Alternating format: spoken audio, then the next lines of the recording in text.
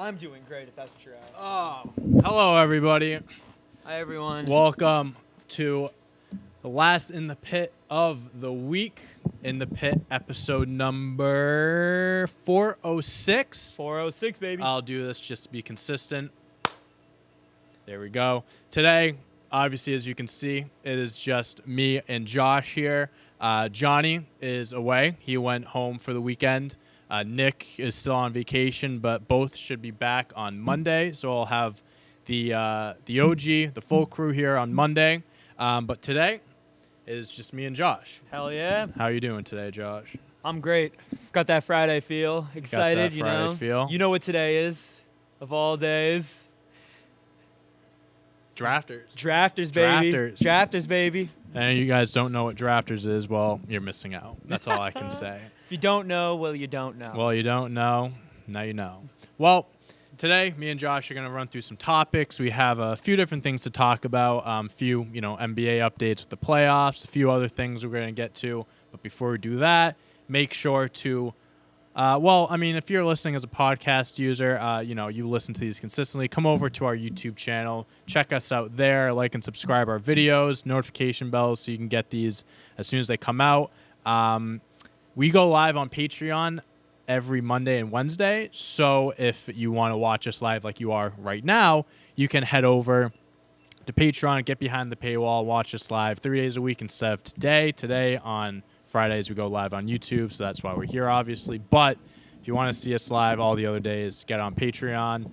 And I think that's all I got to cover. I don't know what video is coming out tonight, if there is a video coming out tonight, but that's why you guys should be putting those notification bells on so you know. We'll have a good show for you guys today. And might not be the longest show we've ever had, but we're definitely going to we definitely have a good amount of stuff to talk about. So, Josh, ready to get into some things? I'm excited. All right. So I think we should really just get started with the NBA playoffs. Since we last talked, there have been 2 nights worth of games, so we have a good amount of stuff to talk about. I think what we both really want to talk about first is the Celtics and Nets. Celtics, Nets. Oh, thank God, yeah. What happened? Oh, yeah, you're Wearing wearing the Celtics hat. hat? Yes, sir. So Celtics, Nets faced each other on Wednesday night. Celtics won the game 114-107 thanks to a 17-point comeback from the Boston Celtics. I could really go on about this game. I could spend the whole day on and this. just talk to you how a game like this, a victory like this, just kind of just proves how good this team is. This and how was better legit than they are. Game 1 victory, and we won Game 1 on a game winner. And this was right. bigger for our team than Game 1. Dude, for sure. I think just showing the resilience, just showing the heart, like if you're talking about like the beginning of the season or even just like Celtics last year or something, you go down by that much, they're folding. They're not going to throw. They're not throwing punches anymore. They're just taking it. They start, going back to iso ball, trying to hit home runs when all you got to do is go for singles.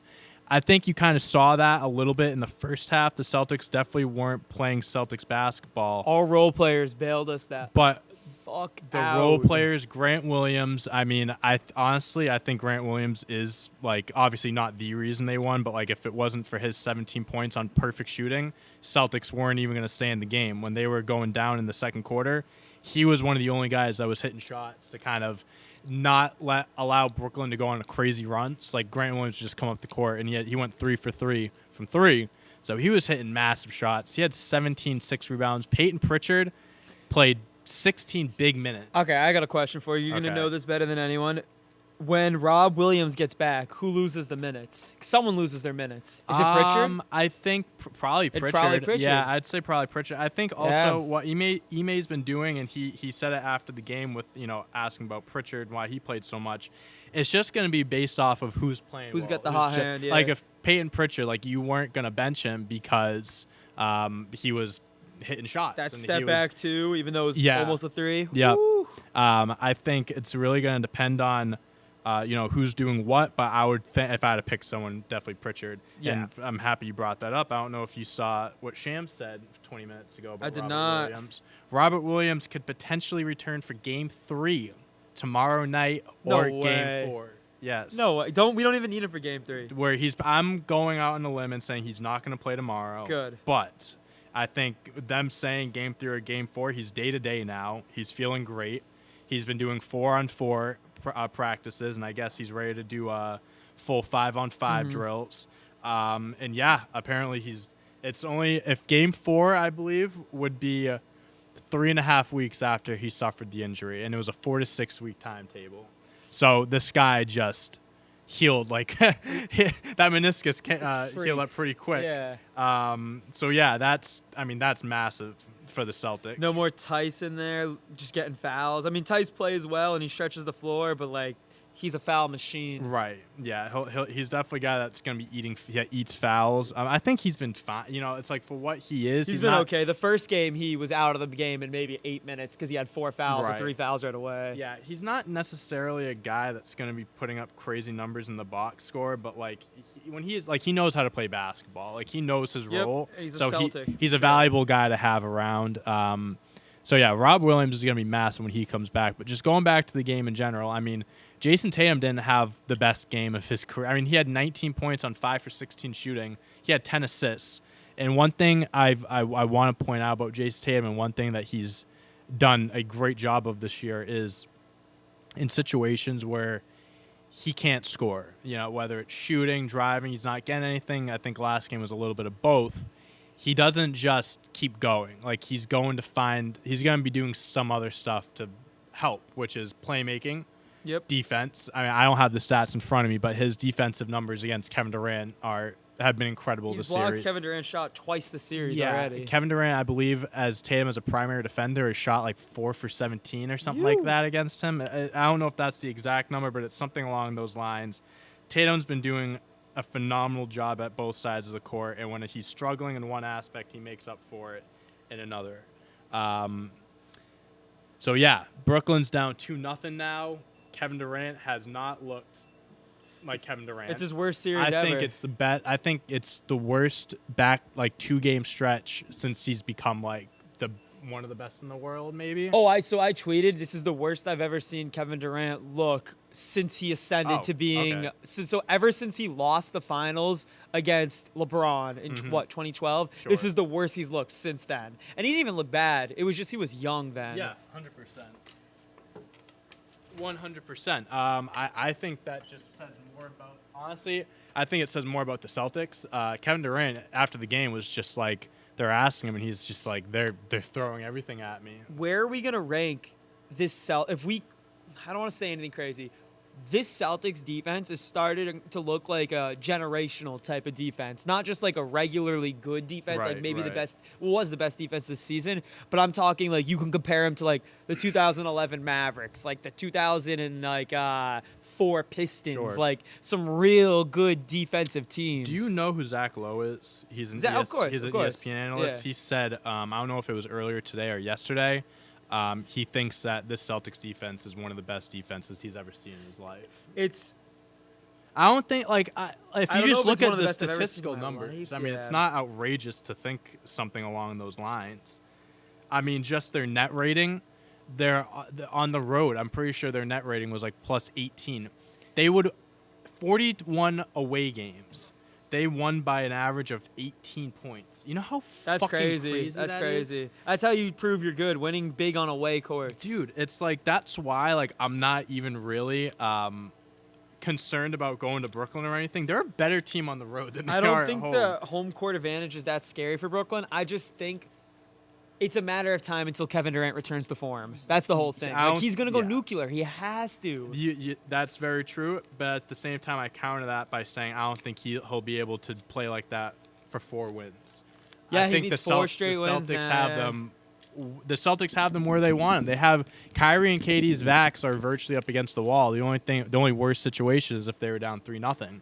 KD and Kyrie have to play perfect the rest of the series if they want to win. They have to play. Can we talk about how Kyrie didn't even shoot the ball? It's not like he missed shots. He didn't even shoot the ball. He didn't even want the ball. There was one video of he was on the sidelines with Marcus Smart on him, and some guys were talking to him, and he just kept doing like the money sign. Like he's like, I'm not saying it. He was so focused, more focused on the fans than he was playing the game. It was so obvious too. Kyrie, dude, I'm not saying it's the same exact thing, but I think the Nets are starting to see a little bit of what was going on the last. Durant is my favorite player in the NBA, and it's not like it's not close. I like a lot of players, but like Durant is my favorite player, and he will be probably until the day he retires. And I think he looks horrible, like horrible. I think it was the first game, his first like 3 possessions were all him getting stripped. Right. Literally him just getting stripped. It looked like he forgot the game was happening almost. Like he was like, "Wait, we played tonight? Right. Oh my god." Yeah. I mean, you give respect, you give props to the Celtics defense, but I think it also you got to give a ton of credit to the coach. I think Ime is just his game plan, the way he's getting everyone going, everything. The momentum we have right now is unbelievable. I've said from the beginning, the coaching between the two teams, it's night and day. Steve Nash, he's getting fired, dude. This year. He stands there. Like he's just watching. You and I it, do just as much as I do. Just like another fan in the crowd. He doesn't know shit. He doesn't know what the hell he's doing. And it's not that he doesn't know shit because he was one of the greatest point guards of all time. Right, but it's just he doesn't know how to coach big personalities. He's probably afraid to tell Kyrie stop being an asshole. Yeah. He's probably afraid to tell Kevin Durant shoot the ball. It's crazy. It's not that Kevin's not shooting the ball. It's telling him to take better shots. Yep.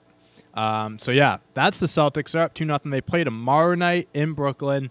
So Ben Simmons said he's most likely not playing Game 3. We're just going to assume both Rob and Ben aren't playing Game 3, but both can be playing in Game 4. I invite Ben Simmons to play. I want Ben Simmons to play. I hope we lose, and this is me as a diehard Celtics fan. I hope we lose one of these 2 games just so we can beat them on our home court for Game 5, so they have to be in Boston and lose that in front of Boston fans. I want them to come back to Boston one more time. So badly. Yeah, I really do. I don't want to sleep. I just want to see Kyrie one more time. I think he wants that too. Oh, yeah. All right, so just going on the games from Wednesday. The next one we have Sixers, Raptors. Embiid hit that, not the last second 3 in overtime, not the game winner, not like when the shot clock went out, but it was the 3 that won them the game.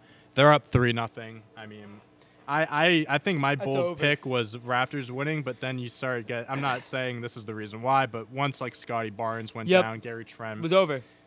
Fred VanVleet shelved himself the series. We talked about this before Scotty Barnes and Trent weren't playing. Right, and Scotty Barnes is a huge part of that. Even as a rookie, he's a big part of that team. He's the second biggest thing for that team, like in terms of like engine-wise. And I honestly think he might soon be the biggest thing. I guess they go by what VanVleet does, but I don't know, man. Scotty Barnes is quickly becoming bigger to that team than VanVleet is. Yeah, it's like when 2 of your starters are hurt, and then your best, I think Fred VanVleet's their best offensive scorer, is not playing to his level. Yeah, this is what happens. You go down 3-0.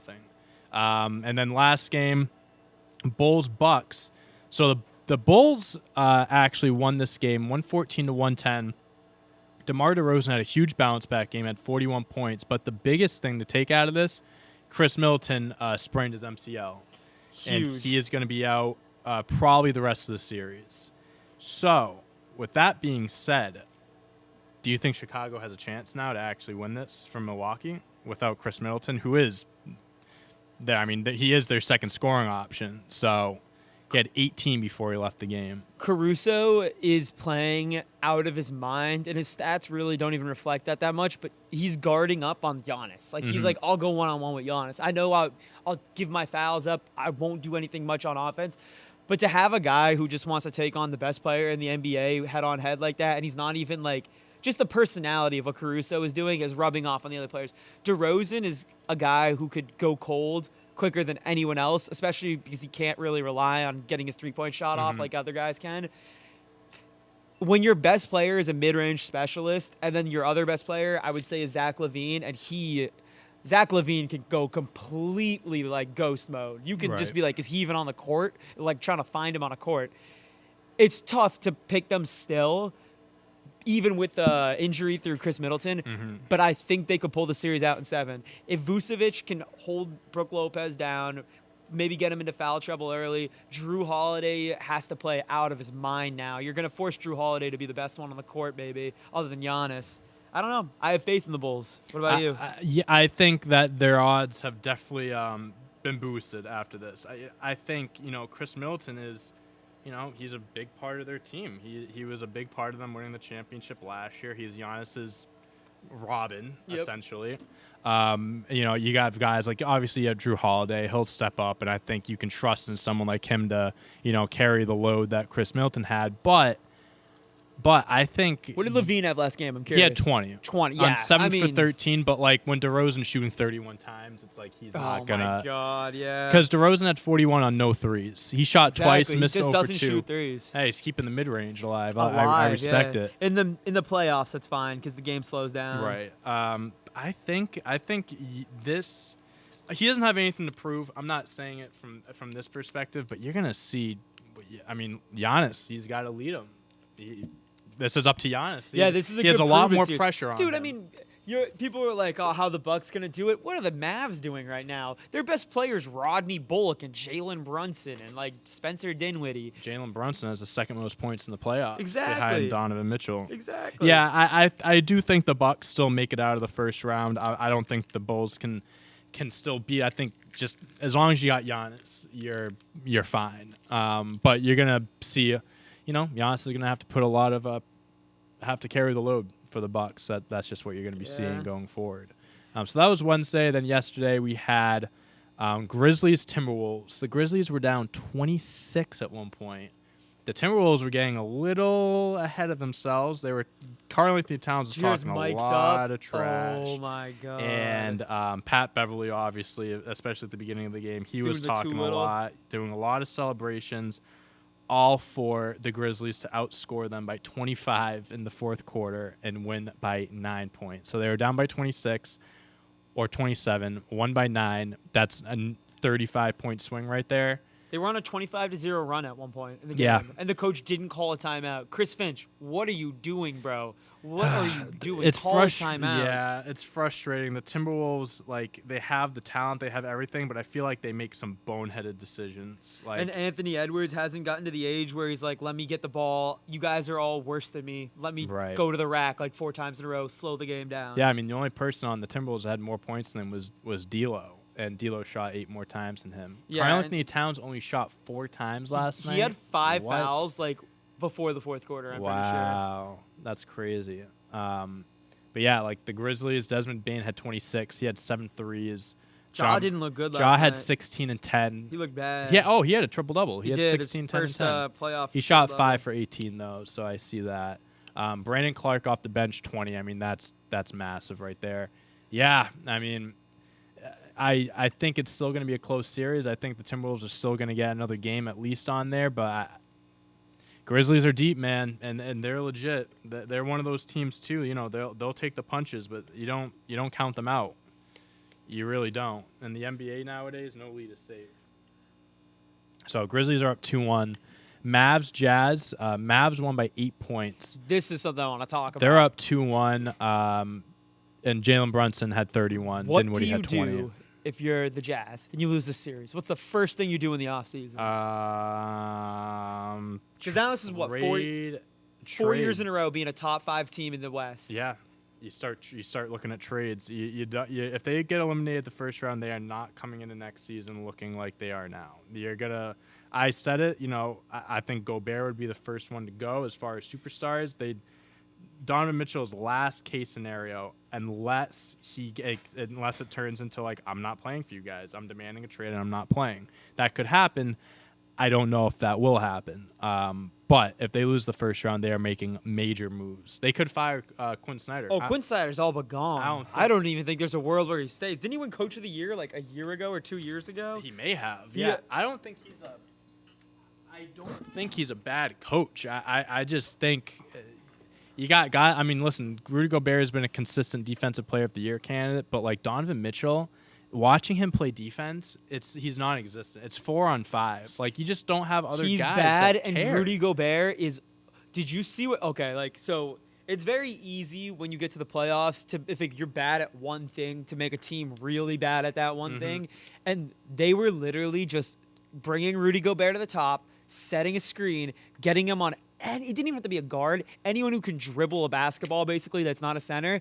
And they were making Rudy Gobert look like Bambi on ice, bro. Yeah. He was, and then when Rudy would eventually like go too far out, kick it to the corner three. What's the easiest shot in the NBA for most players? Corner three. Dude. And they were just doing that all day long. The game plan against the Jazz on defense is really not that hard. Like, you just have to do a few simple things and you can beat them. Like, so easy. That's why Rudy Gobert is easy. an overrated defender. He's a great paint defender. He's great at blocking shots. But besides that, would have been elite in the 90s. Elite when yeah. everything ran through the rim. Yeah, he would have been he's like a modern day Dikembe. Yep. Honestly, but he can't do anything else.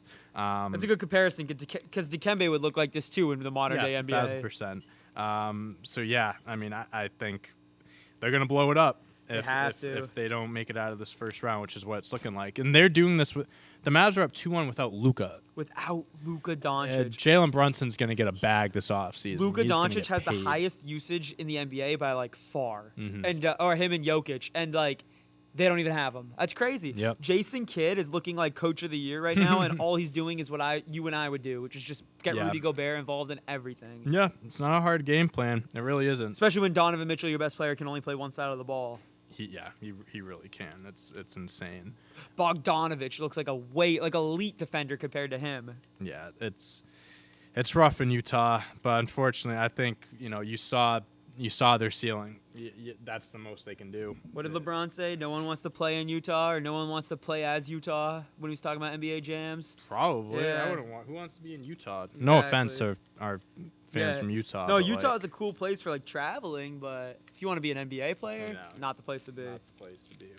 All right, so that's over 2-1 Mavs. And the last game yesterday, we had Warriors Nuggets. Warriors won by 5. They are up 3-0. So far, the only team that's up 3-0 at this point. Klay Thompson had 26. Jordan Poole had 27, and Steph Curry had 27 off the bench. I mean, those three are they're nasty. Draymond looked unbelievable. And Draymond, I mean, he had 6, 5, and 10, but we all know Draymond isn't a stat sheet guy. Yep. He looked so good yesterday. Yeah. Except for having to compete with Jokic at certain points, but like it's Jokic, man. He's got 6 inches and 80 pounds on you. Right. Yeah. Jokic had 37 and 18, but yeah, like you said, I mean, first of all, he's the MVP, so that's one thing, and then two, it's a major height differential there. But we're probably gonna see the MVP get swept. That's what it's looking like. I was listening to a podcast this morning. Would you take Jokic off the team? Mm-hmm. Would you take all of the next best 5 Nuggets? So it'd be Aaron Gordon, Monte Morris, whoever else is on their next best 5 list, Austin Rivers, blah, blah, blah. Or would you rather take out Klay, Draymond, Steph, and Jordan Poole? Would you rather have the rest of the Warriors? Those 4 out, though. I would still rather take the Warriors. And that's without their 4 best players. Because then you look. So you take Draymond, Klay, Poole, and Curry out. Yeah, so you might be able to leave. So you're left with Wiggins. You got Wiggins as your best, yeah. Looney, Gary Payton II, Otto Porter, Iguodala, and Bjelica. I mean, I would still take them over the Warriors. Or I would still take them over the Nuggets. Yeah, I mean, I think it's pretty. And that's pretty the fact even that you're at that point. The fact that it's even that even. We're taking 3 whole ass players off the team. Yeah, I mean, listen, if the Nuggets had Jamal Murray and Michael Porter Jr., I still think they'd get swept. Probably. I don't think they would get swept. I think it would be a different series for sure. But you can just tell. I'm not a Michael Porter Jr. believer. Fair enough. I mean, he's young. He hasn't spent enough time on the court. He's young, but he's had 3 seasons with back injuries now. 2 seasons with complete back injuries. Right. Yeah, I mean, it's tough when you're that young and you're missing that much time because that's your time to, develop. Develop, get used to playing. Look what happened in Jahlil NBA. Okafor, bro. Like, he didn't even get a chance to develop, and then the league tossed him aside. Markelle Fultz is trending towards that, but he's a guard, so he can, use his skills to get him back in the league a little bit. Right. Yeah, it's unfortunate. The Nuggets, I think Johnny had his bold prediction was they go to the Western Conference Finals and beat the Warriors.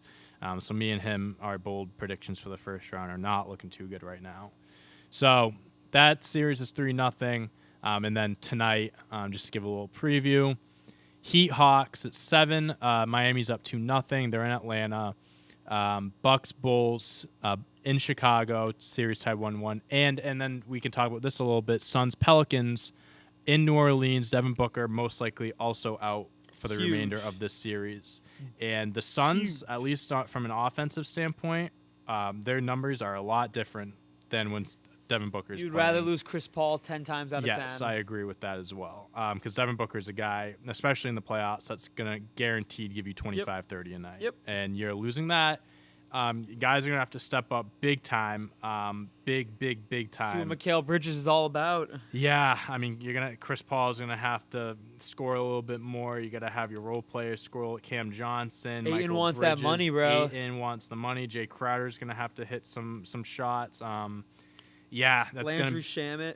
it's going to be a team effort to make up for losing Devin Booker, because that's not just a little loss. That's a massive loss. That's a big enough loss. Arguably the biggest loss of any team losing any of their players outside of the guys who base their entire teams around a player. I mean, Devin, like Giannis, Jokic, Luka's big, but I guess they're just fine without him. But like teams that are built for like we're a whole team, like the Celtics are a whole team, the Suns are a whole team. These are teams that like a guy can go down and a next man up can kind of come up and suffice. That's the biggest loss of all of them. Like I think us losing Tatum would be easier for us than them losing Devin Booker. Yeah, I mean, Devin Booker, in my opinion, is a first-team All-NBA player this year. 100%. So, yeah, it's a brutal loss. I mean, you just hate to see these injuries happen during the playoffs, because it's like, it's a what if he didn't get hurt or whatever. Like, who knows? Because if he didn't get hurt, they probably would have won last game. They probably would be up 2-0 because he had 31 or 30 something when he got taken out. Yeah. It was a close game, and the Pelicans ended up winning that. But if you have Devin Booker, I think they win that. So it'll be interesting to see how they come back tonight. But that's that. And also, after these injuries, a little update in the odds to win the championship. Right now, Warriors have the best odds, and then it's the Celtics. Wow. Yeah, those are the top two teams that are favorites to win it right now. And then I believe it's Sixers maybe? No, I think Phoenix, they were number 1, but I think Phoenix might be number 3 now. I think I have the tweet saved. Hold on. Yeah, so it's Golden State, Boston, Phoenix, Miami, Milwaukee are the top 5. Miami. I don't believe in Miami either, but they're one of the only healthy teams right now. Yeah. So yeah, it'll be interesting to see how these games play out, and we have games all weekend and everything. So we'll see what happens. Talked about the injuries right there. Staying with basketball a little bit. Chet Holmgren declared for the NBA draft. And he had a quote that I thought was pretty interesting. He goes, "I don't care about going first overall. I care about the fit where I go to." He's like, I'd rather basically go like third or something like that to a team that I can fit in on than go first overall. So I think that's definitely something, because I feel like nowadays players are going to be like, they're going to get into these meetings, like when they meet with teams and stuff, and just be like, I don't want to play for you. Like, don't draft me or something like that. I feel like the players now are starting to get a little bit of a, I don't want to say attitude, but they're kind of making it, how can I word this so it doesn't sound like, I feel like they don't have like control, but like they can go to a team and be like, I don't want to play for you, don't draft me, and like teams might listen to them at that point. Oh, the player empowerment era is player empowerment. I feel like they have more power now than they did in the past. I think that's what I was trying to get at. A lot of other sports are afraid. That's hence why you saw the MLB lock out this year before it started. Like the managers and the owners are afraid. Like other in their sports field that like their players are going to get more power, just like the NBA is. Because look at these guys now. They're like, I don't want to play. I'm not going to play. Yeah. Trade me. James Harden's done it like twice or 3 times. Yeah, he has. So he. Yep. Yeah. 100%. When a player does that. How many fans of James Harden are there on the planet? Probably less than like 20. Literally, I can't find a James Harden fan anyway. And friends. Yeah, I mean, it just makes you look kind of. You kind of lose respect for a player when stuff like that comes out, or you act a certain way. But so he's going to the NBA draft. I would ask, but honestly, how I always look at, like, do you think he's going to go first overall? It really depends on the order of the draft, because it's like like when it comes to certain like positional players, like it's by team needs. If the Magic took Chet Holmgren, I would laugh my ass off. Another center forward drafted by the Magic. Yeah, they have just to ruin their career. They have Wendell Carter, and I'm pretty sure their owner or GM said that they think he's a top 10 center in the NBA. He kind of is. Oh, he was doing really well by the end of the season. He's close to it. Yeah, but like you're putting up numbers on a Magic true. team. Very true. I got to see him put numbers on a winning team, not a bad team. Very true. But yeah, he wouldn't be a good fit. I think Houston probably is a great fit for him, or Houston's Detroit. doing something out there. They're really doing actually like their rebuild is starting to look good. Kevin Porter, Jalen Green, yeah, I mean Şengün, you can keep going. They're gonna get rid of Christian Wood pretty soon, I think. Yeah, they'll probably dump him. Eric Gordon, they'll probably dump him. Oh, there's no way they keep Eric Gordon. I don't even know how he's still there. They're getting rid of all these the older vets and bringing in the new guys. But yeah, Chet Holmgren going to the NBA draft. Most likely, I'd say guaranteed top 3 pick. Banchero declared too. Paolo. Oh, yeah. In my opinion, he's the best player in the draft. Paolo? I think he's the most NBA ready out of anyone in the draft. I think he should be the number 1 pick. I like Jaden Ivey a lot. Jaden Ivey. I don't know if he's the best, but I like Jaden Ivey Jabari the Smith most. is another guy, too. Our friend Matt is like addicted to Yeah. Jabari Smith. Yeah, yep. So it'll be interesting to see. I don't know when the draft. That's not for a while, but something to keep an eye out for. One more thing with the NBA. This is just a kind of a funny thing, but Shaquille O'Neal was talking about the LA Lakers, and he said he would coach them if he was paid a 4-year, $25 million per year contract. I didn't hear that. It's funny. I think it was last night he said it, or 2 days ago. He couldn't coach, though. No. God, no. He couldn't coach no. for shit. They wouldn't entertain that for a second. He's just not the coaching type. Nah, Too big of a personality. I think I don't think the Lakers would want to give anyone $25 million to be a head coach either. But not short of Phil Jackson in his prime. Some people are saying that they should bring back Phil Jackson for this team. How old is Phil? I can check. He's not young. I'll tell you It's that. got to be like almost 80, if not 80. All right, let's see. I'm guessing 82. 76. 76? Wow, younger than Turning I thought. 77 in September, but still, I think his coaching days are behind him. Yeah, so do I. So yeah, that's for the Lakers to figure out what they want to do with their coaching, but that's that. All right. Let's see what else we got in here for you guys. Let me see. Let me look through the comments really quick and see if we have any comments. You know, a lot of people. If you guys have any. I'll look through the comments. You can answer this. Josh, do you watch soccer? I do watch soccer. Yes, I was a PSG fan, Paris Saint-Germain, for a long time when Neymar was being his best and they were looking good. When they had Zlatan, when I became a big fan of them. He's my favorite soccer player ever, Ibrahimovic. But I don't watch EPL that much. I have a very close friend, who's really into the EPL, and he keeps me a little up to date with it. But I'm a little bit out of it. I would say my favorite player to watch now that there's no Zlatan is Kylian Mbappe, but I don't watch enough to call myself a true fan. Oh yeah, this happened pretty recently too. The Hornets fired their head coach. Weird firing, dude. I don't know if you watched the just watching them during the season. And they made the play-in game the last 2 years. They got blown out in each of those games. Granted, they're very young. There is no one on that team that cares about playing defense. I don't know if you actually watch them. You have to bring in a defensive-minded coach. Literally, you have to. Yeah, but I think you got more focus on bringing in some defensive-minded players before you. He wasn't a bad coach. It's easy to change coach. It's hard to change personnel. Right. No, yeah. If you're going to make a franchise move, the head coach is going to be usually the first thing to go. Yep. Yeah, of course. I agree with that. But yeah, I don't think he was kind of given. I don't know. I think he could have been given at least another year. And also another thing too, not something to blame him. Your highest paid player, Gordon Hayward, how many games has he played for them? Oh my God! Did he even play this season? He wasn't healthy enough for the play-in. I feel like he's just had different spurts where he was out for a few weeks or a month or something like that. You can't. That's not something you blame a coach for. You know what I mean? So I think he'll get a job somewhere eventually this offseason. But yeah, that was That was pretty big. Some people thinking maybe it was because of LaMelo. Maybe he had something to say there. I don't know. I think he's too young to have that much of a swing.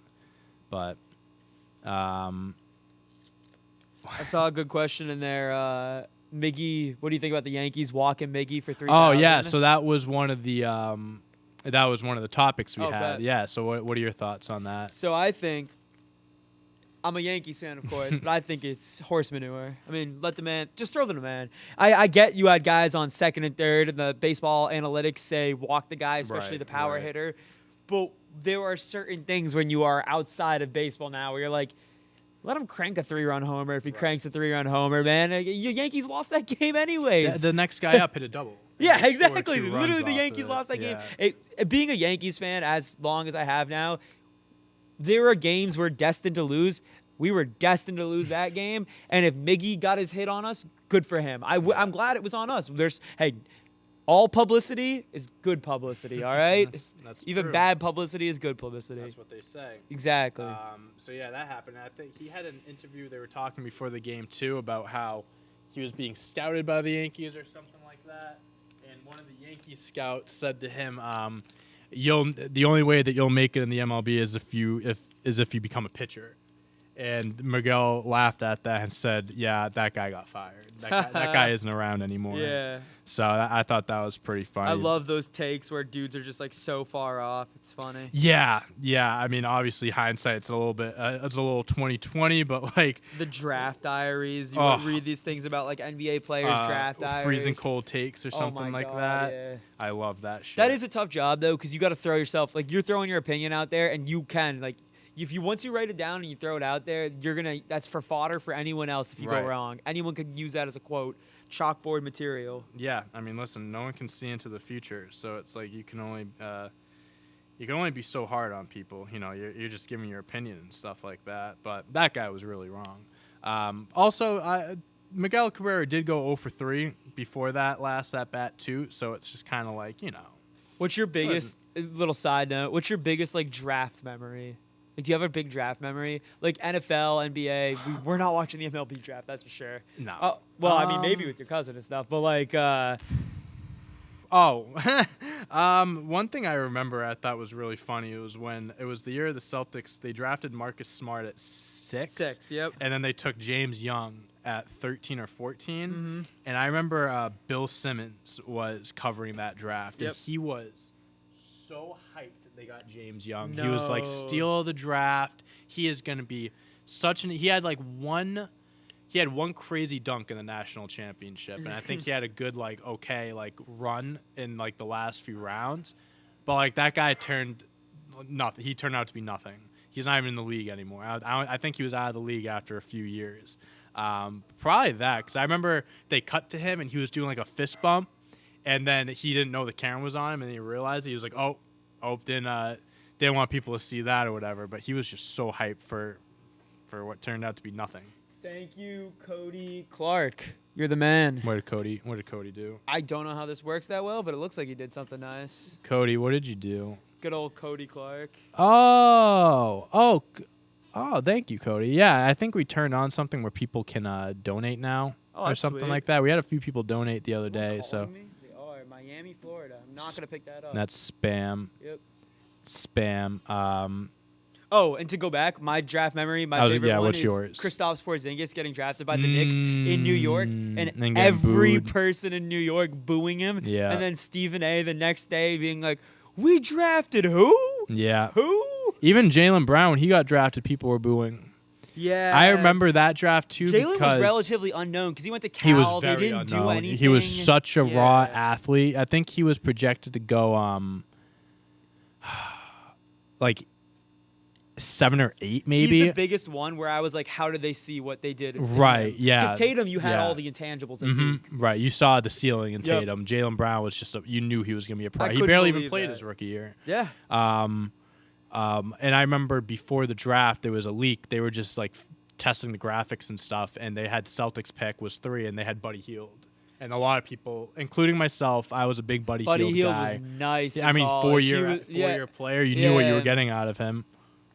He was competing for a Wooden Award that year. He was putting up numbers, shooting from anywhere on the court. All right, I'm just gonna talk about this right now because I'm just looking through the comments and seeing these things. People really want us to swap shoes right now. Shoes? Yeah, I think people want us to like show our.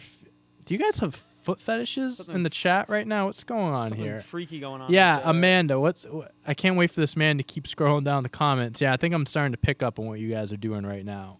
What size shoe are you? I'm a 10.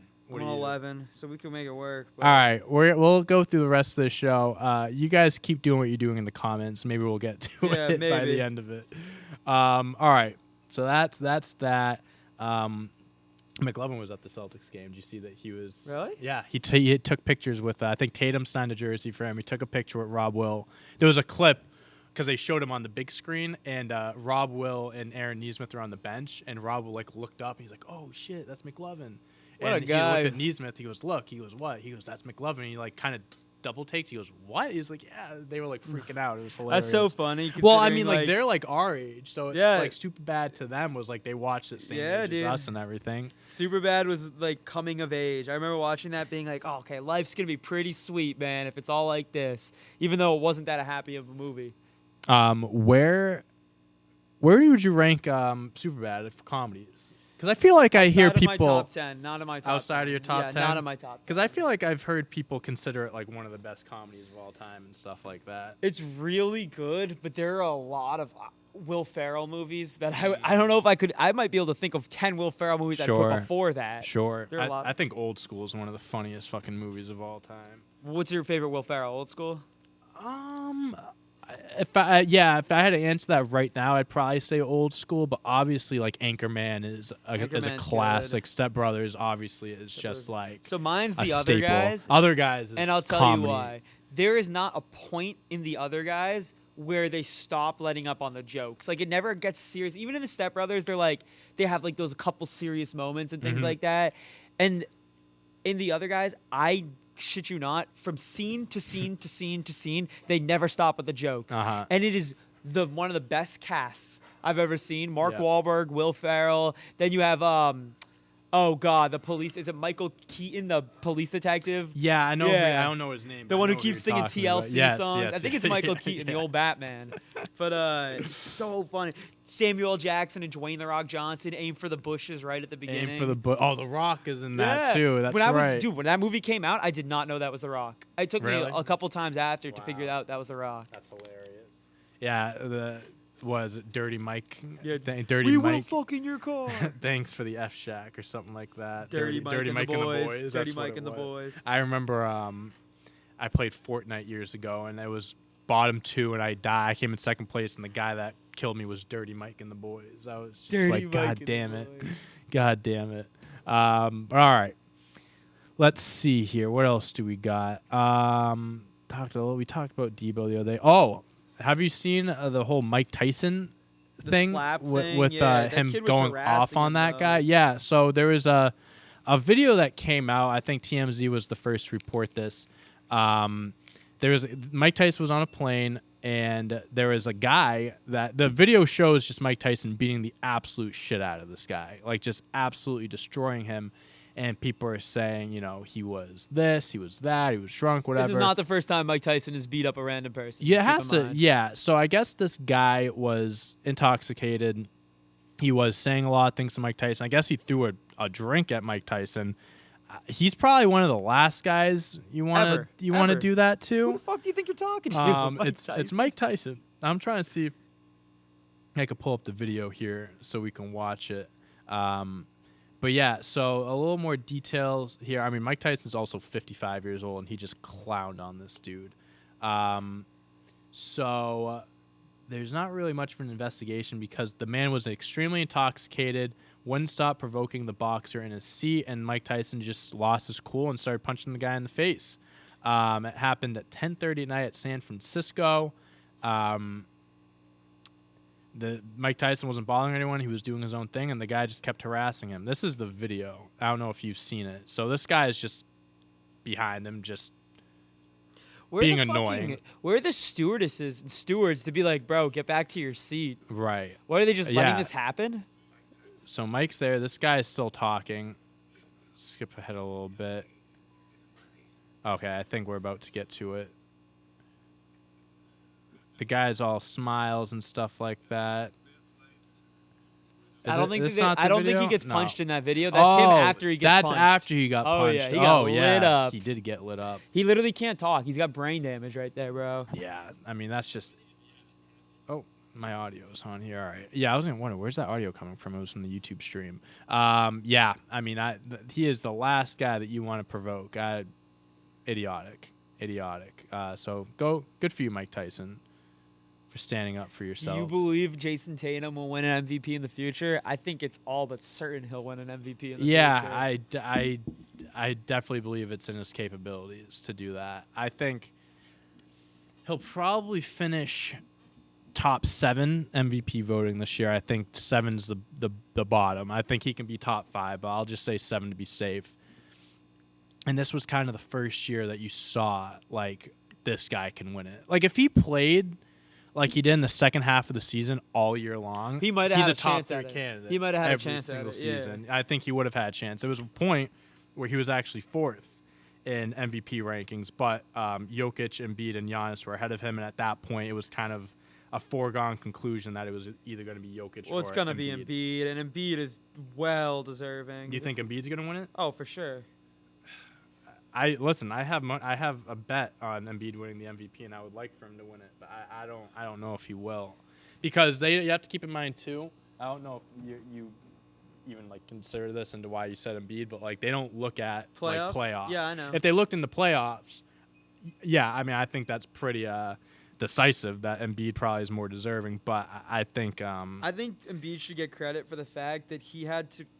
His entire team's roster was completely different when the season started to when he ended the season, and he was one of the only constants on that team. Tobias Harris, up and down season. Tyrese Maxey was not the player he is right now at the beginning of the season. You had James Harden come second half of the season. You had Drummond and Curry first half of the season. He is the only constant on that team, and he's been able to bring them to where they are, which is about to sweep a Toronto Raptors team and go to the next round and probably play a Heat/Hawks team that they might be able to also beat. Yeah. No, I mean, listen, you can make a very fair argument for both sides, and I'm not disagreeing with anything that you said. I just, based on how the season went, I mean, you're saying that Jokic also had to deal with a team without Murray and Michael Porter for most of the year. I know how you feel about Michael Porter, but that's still 2 solid starters that he didn't have, to the point where your next best player, I mean, was probably Aaron Gordon, and that's not a good second option. Not at all. So it's like you have that argument too. Embiid, I think the Sixers finished with 51 wins. I think the Nuggets had 49, so the wins weren't really that Eastern Conference is tougher this year. Eastern Conference is tougher, so I'll give Embiid the credit there. But yeah, I don't know. I just think statistically and everything, just Embiid was putting up monster numbers, but man, Jokic was putting up some crazy numbers this year too. If there is ever a year that you give a co-MVP, this would be the year. They're not going to. They won't. Yeah, because there's been other years where it's been very close too. And too, like Jokic has been the betting favorite for like a month, like minus like 200-300 for a month now, which isn't even that much. I know, but I don't know. I think I would be pretty surprised if Embiid. I mean, you're looking at a guy who threw 50 on Mikael Bridges and thought that was going to pan out. Oh well. Yeah. Well, we'll see what happens.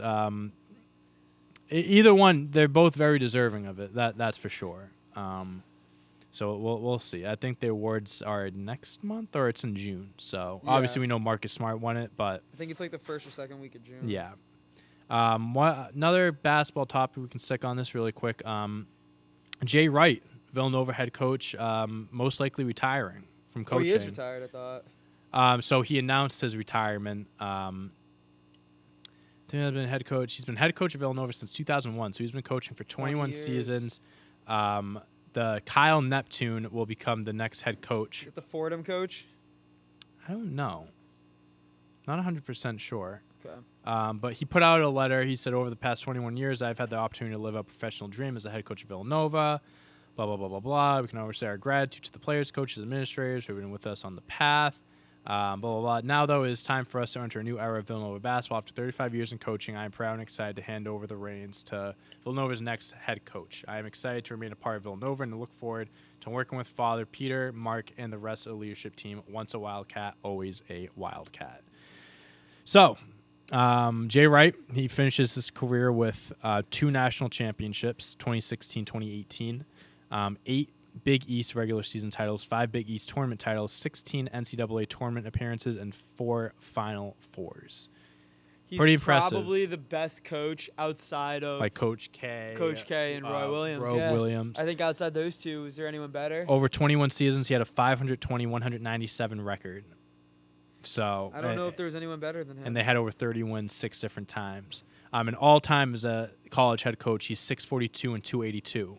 And he was the head coach at Hofstra, and they made to the tournament twice. So, yeah, a lot of big name coaches stepped away over the last 2 years. It's a new guard. Who do you think the best coach is now? No Jay Kansas. Wright, no Williams. Oh, Self. Probably. Calipari. Yeah, him too. Who else is there? Self and Calipari are in the Hall of Fame, I think. Like are they? now. Like I'm not sure they are, but I think I'm pretty sure they both are already. Jay Wright got inducted last year in the 2021 Hall of Fame. Okay. Bill Self. Is he in the Hall of Fame?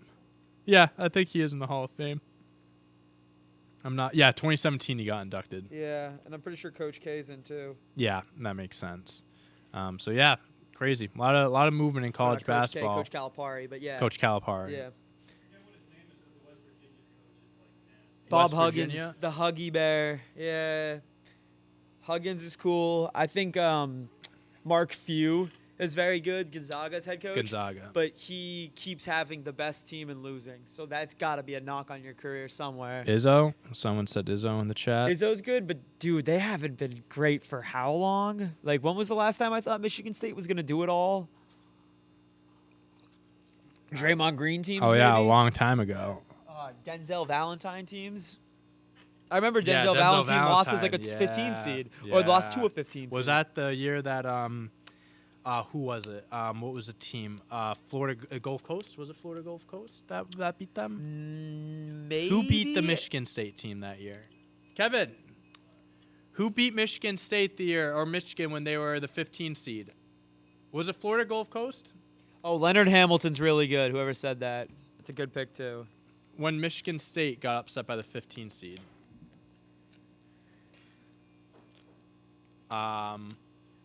Middle Tennessee State. That's who it was. There you go. MTSU, baby. Florida Gulf Coast had to have been something Florida Gulf else. Coast was younger. We were in like high school when Florida Gulf Coast was doing their thing. Why do I have them? Oh, yeah. They beat Georgetown. Why was I thinking them? Oh, in 2013? 13. Yeah, we were in high school. Yeah. All right. So that's that. We have 2 other things we'll talk about really quick, and then we'll look at the comments and we'll call it. So new season of Stranger Things is coming out. Oh, yeah. Very soon. I think next month. And a report came out that says each episode of the new Stranger Things season cost $30 million to make. Wow. Each and that episode doesn't even touch, apparently, what they're spending on each episode of the new Lord of the Rings show on Amazon. How much? Oh, they said that shit's going to be like worth like an entire season of Game of Thrones, basically, for every episode. Stupid. That's It's going to be ridiculous. crazy. It's crazy. So they're splitting up in 2 parts. I didn't even know that. So Stranger they? Things, part 1's coming out May Sucks. 27th, and part 2 July 1st. That's not that far apart. Season 5 is set to wrap up 11's current storyline. Season 4 takes place 6 months after the season 3 finale and sees the main characters scattered across the globe. All right.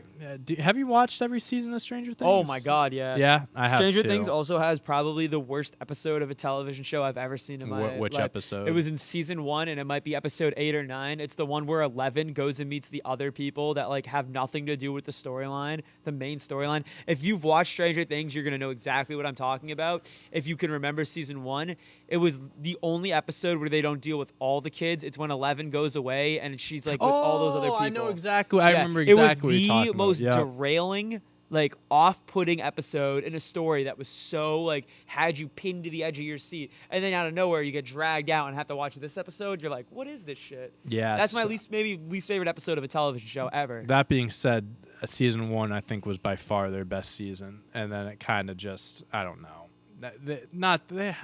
They're still very relevant and stuff, but like their story has just been all over the place. They basically just gave up. Like they gave out a spoiler of what happened at the end of season 3 when the dad got put into the portal thing and they thought he died, and then the trailer for the new season months ago comes out. He's alive. Yeah, David Harbour. Yeah. The whole thing is like, is he alive or is he not? Well, and then I mean, you put the they weren't gonna kill him. yeah, They but weren't gonna like kill at him. least build some suspense to it. Yeah. Make you watch the show to see what happens. They just gave it away. Did you watch the trailer? Yeah, I've that seen all the villain looks trailers. scary. That new villain looks. Listen, I'm creepy. looking forward to it. I'm a Stranger Things. I'm a freak with Stranger Things. Anything sci-fi or fantasy, basically anything you can watch and it takes you away from like the real world, I'm there. I'm watching it already. Yeah, I'll definitely watch Stranger Things as it comes out. I have to watch the new episode of Moon Knight tonight. Did it come out yesterday? Wednesday. Me and Kever trying to watch that as it comes out. All right, so it's Friday. I think it's only fitting that we have one Florida Man Friday story in here. I don't know anything about this, so I'm going to read the title, and it's going to it sounds very gory, so I hope there's a happy ending here. Florida man mauled by tigers explains why he entered the cage in the first place. So he's not dead, so that's good. Florida Friday. All right, so it happened in Ocho-P, Florida. They were in an animal sanctuary that features 2 tigers, 2 lions, otters, turtles, crocodiles, and alligators. Ignacio Martinez was working as a mechanic for the airboat company when he decided to enter the boat where Daisy, an 18-year-old Siberian tiger, and Daruba, a 15-year-old Bengal tiger, had just finished eating. He saw a piece of chicken on the ground in the cage and went to throw it to the tigers. And as soon as he went in there, the tiger got bit his hand and just kept like going back and forth and just mauling on it. And then both the tigers began biting both of his hands. And the guy said, "I'm just crazy. I don't know what happened." So the guy, oh my God. Yeah, there's a lot of gory details in here. He spent multiple weeks in the hospital, but lost a few limbs.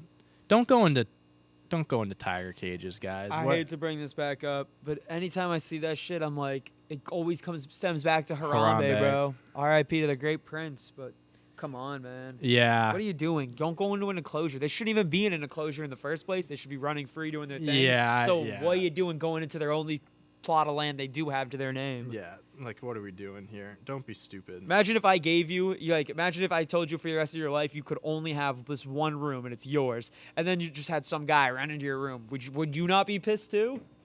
Yeah. Yeah, I probably would be. So yeah, that's the lesson. If you guys are taking anything out of this episode, don't go into animal exhibits. All right, you guys have any last questions? Throw them in right now. We'll answer as many as we can. Should the Lions trade the 31st pick and a future picks for Deebo Samuel? Yeah, I mean that's whatever the Lions do is gonna be wrong. So, you do it and he'd be horrible. Sure, but like you gotta do other stuff to make yourself good. You're not just gonna turn from the worst team to the best team because of one player. You gotta get rid of Jared Goff first. Yeah, you gotta figure out some other stuff there first. They fired Dan Campbell, or are they running with him again? I think they're running. I love Dan Campbell. Man Campbell. I love him. Yeah, I don't think he had nothing to do with their success. No, he had a really year. bad game. He lost it for him. I don't remember what it was, and I remember being like, "I love Dan Campbell, but I can't put this aside." I don't remember what it was, but he had a really. If someone remembers, but like I'm pretty sure he had a game that it was his reason they lost this game. That being said, you're the Lions. You lost 14 games. Yeah, you had no expectations. Yeah. He was probably just doing it to do it. Exactly. It might have been something like going for it like that. Right. Just, like, you're right. People asking where's Kevin? Kevin's here. Kevin's literally. He's just not on. He's never on in the pit. He's not on the show. All right. I think that's all we got. We don't really have any questions in here now, so I think we'll call it. We've been on for like an hour, so that's perfect. Thank you guys so much for watching, checking us out on YouTube Live. Thank you to everyone listening to this as a podcast. Make sure to check us out on Patreon so you can get behind the paywall and watch us go live on Monday and Wednesday. Also, to answer your last question, Dwayne Bacon, I would go on Survivor, and that's my life's dream. all I think about is Survivor, so that's the show I would go on. And I would pick the Jersey Shore. He's made for the Jersey And if Shore. you're on YouTube, like and subscribe. Check us out on all of our other platforms. Check out all of our other videos. You put the notification bell on, you'll see what's coming out when it comes out. And yeah, thank you guys so much. I hope you have a great weekend. Have a great weekend, We'll everyone. be back here on Monday, so don't miss us too much. See ya.